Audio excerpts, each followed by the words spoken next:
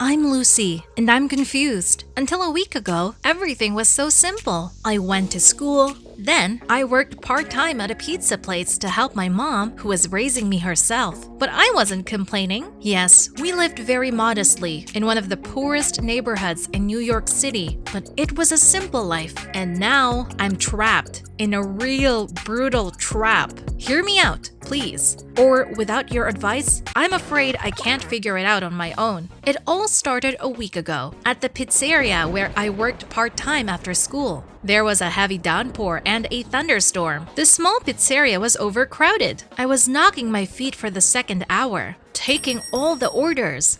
Suddenly, the door to the pizzeria opened with a bang, and a huge man in a black suit and glasses walked in. After shrugging off the customers, he walked nonchalantly over to the counter and said dryly, "A double espresso and the best pizza. My boss is waiting in the car. Make it to go.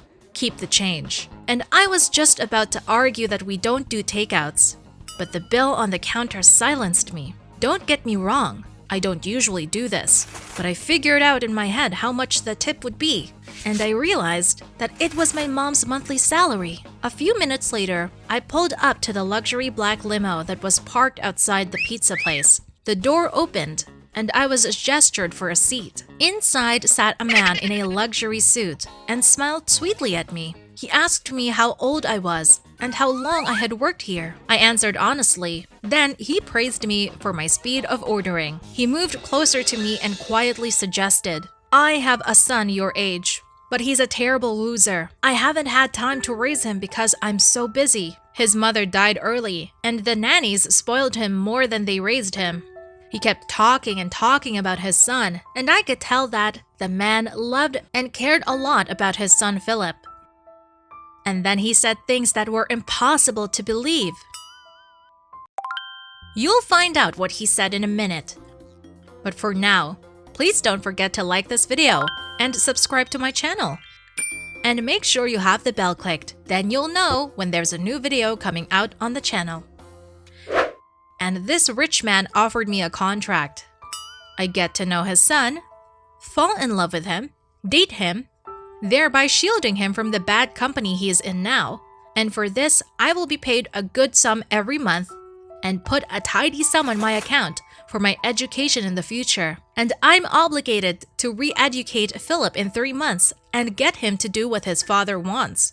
It all sounds like a fairy tale, doesn't it?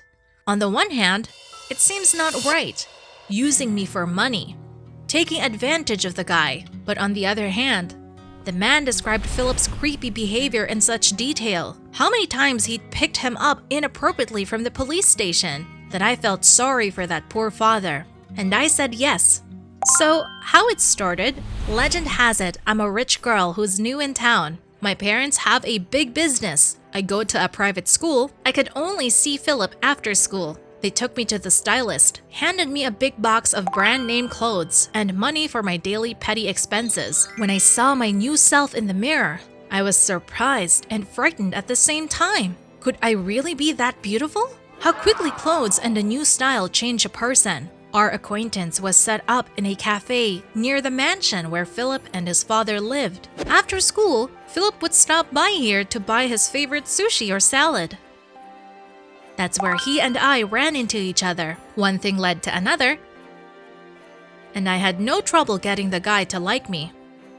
But the Philip I met in the cafe was not at all the creepy monster his father talked about.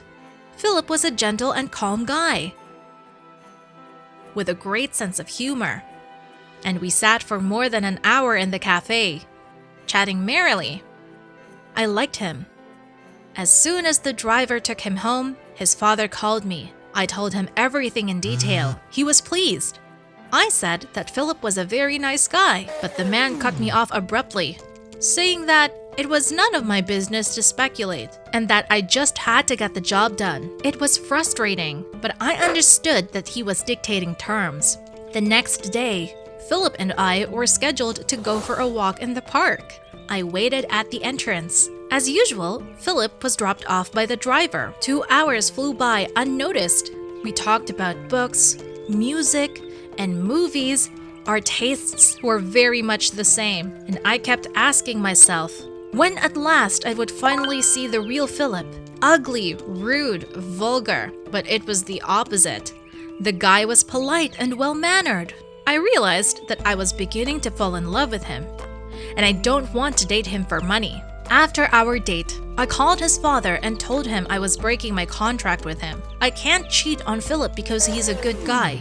Oh, how Philip's father started yelling at me on the phone. He said he was going to destroy me and that I'd regret my decision so much, but I didn't care anymore.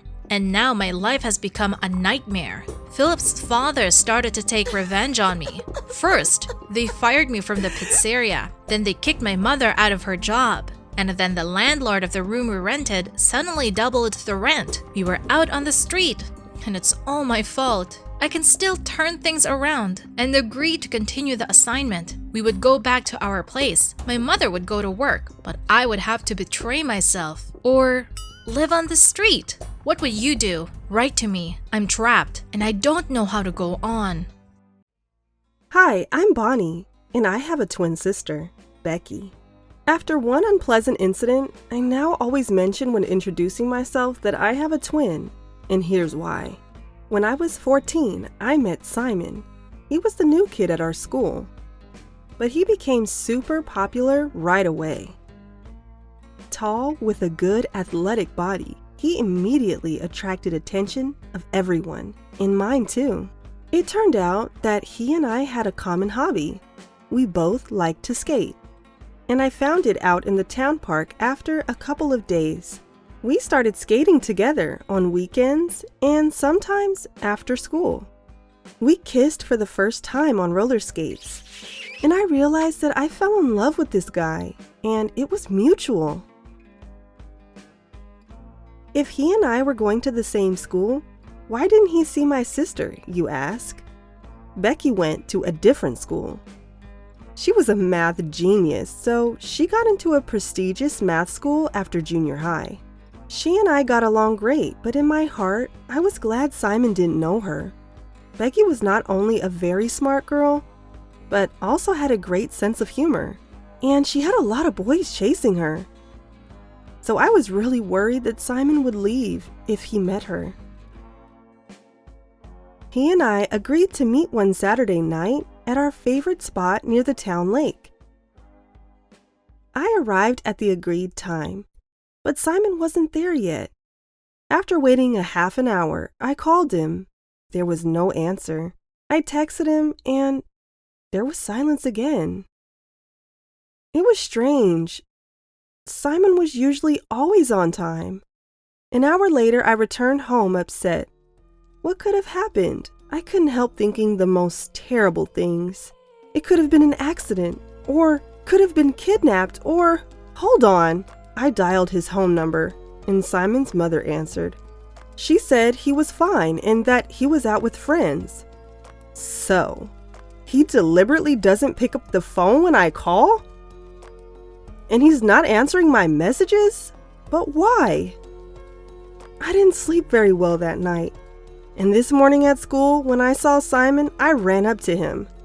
Simon, what's happening? Why did you tell me, Bonnie, what happened yesterday? Yesterday? I saw you yesterday with another guy in the park. You were kissing. My insides went cold. Was I wearing a red dress? I whispered. Why are you asking me? Yes, you were, and you were hugging another guy, Bonnie. I figured it out. Simon saw my sister Becky with her boyfriend last night and assumed it was me. Now I have to introduce them to each other if I want to keep my relationship with Simon. And I didn't want that to happen. In the evening, I knocked on the door of Simon's house. He opened the door. I don't want to see you, Bonnie. You betrayed me. Wait, I protested. Meet my twin sister, Becky. And Simon saw two girls who looked just like each other. Hi, Simon. I'm Becky. Nice to meet you. I explained to Simon that he'd seen Becky yesterday. I'd been waiting for him at our favorite spot in the park the whole time. Why didn't you tell me you had a twin sister? I was afraid, Simon. I was afraid that once you met her, you'd break up with me. Bonnie's so cool. She's really smart and funny. Don't be ridiculous, Bonnie. I don't want Becky. I love you, he said, and he held me tight against his arm. From that day on, sometimes the four of us would hang out together. Simon, me, Becky, and her boyfriend. We had a lot of fun together, and I wished I had introduced my sister to my boyfriend earlier. So now I always tell people when I meet them that I have a twin sister. So there won't be any more misunderstandings like that. What do you think? Was it right that I introduced Becky to Simon? Do you have a twin sister or brother? Have you had any funny incidents happen to you? Write to me. I'm looking forward to read your stories.